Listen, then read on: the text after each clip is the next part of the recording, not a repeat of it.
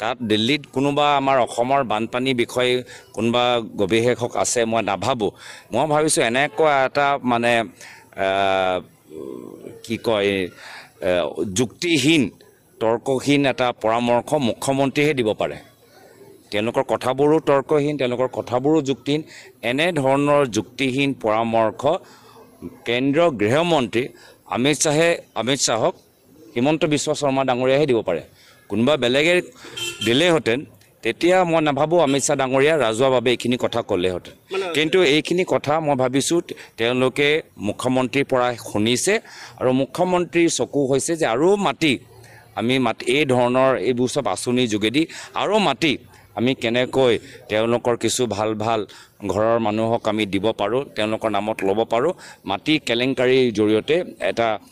নতুন পৰামৰ্শ নতুন পৰিকল্পনা আমি কেন্দ্ৰীয় গৃহমন্ত্ৰীৰ পৰা আমি শুনিবলৈ পাইছোঁ আকৌ মই কৈছোঁ অসমীয়া ৰাইজে আমাৰ মুখ্যমন্ত্ৰীৰ কথাৰ ওপৰতো হাঁহিছেই আৰু অসমীয়া ৰাইজে তাতকৈ আৰু বেছি আমাৰ গৃহমন্ত্ৰীয়ে 50টা পুখুৰীৰ ওপৰত হাঁহিছে তো হাঁহি লগা কামবোৰ নকৰিব গুৰুত্ব সহকাৰে